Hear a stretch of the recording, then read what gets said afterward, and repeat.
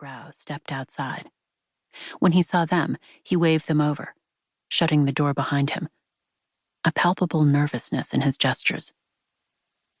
"It's never good when the doc is nervous," Noah muttered. His father didn't say a word as they walked over to greet the man.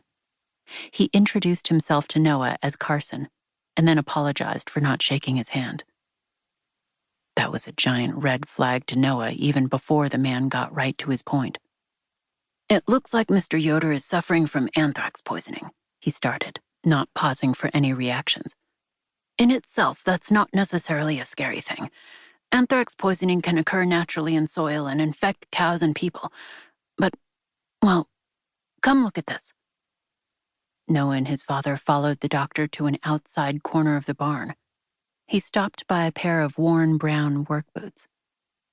"These are Isaiah's boots. He was wearing them when I got here." Carson bent down and, without touching them, pointed between the heels. A dusting of white powder could be seen on each. "And this is what I believe to be anthrax." Noah and his father were far from being in sync since he'd left the homestead, but in that moment, both Millers took a horrified step backward. "As a bacterial infection, anthrax isn't contagious," the doctor continued. "But inhaling the powder, that can be lethal." "But where did it come from?" his father asked. "Somewhere in the field?" The doctor shrugged. "That would be my best guess, though that's maybe not what worries me most." Noah could see his father trying to work out what the doctor was referring to, but Noah already knew. "Does this mean that someone put the anthrax in the field intentionally?" Noah asked. "And if so, why?" "Good question, son," the doctor said. They let those thoughts mingle in with the cold around them for a moment. No one had to say out loud that their morning had gone from one of worry to something much more. Why would anyone put anthrax in the cow pastures on purpose? Why would anyone target the Amish community like that? Another flash of movement pulled Noah's attention away from his current thoughts, back toward the dirt road that led from the Yoder farm to the main one. Someone was running toward them. A teenager. And he was terrified. Noah's adrenaline spiked at the sight. He started to run toward the boy, his father and the doctor behind him. When they met him next to the pasture's fence, he glanced at the dead cows without an ounce of surprise, and then put his hands on his knees to try to catch his breath. "What's wrong?" Noah hurried. "Are you hurt?" The teen shook his head and then pointed wildly behind him.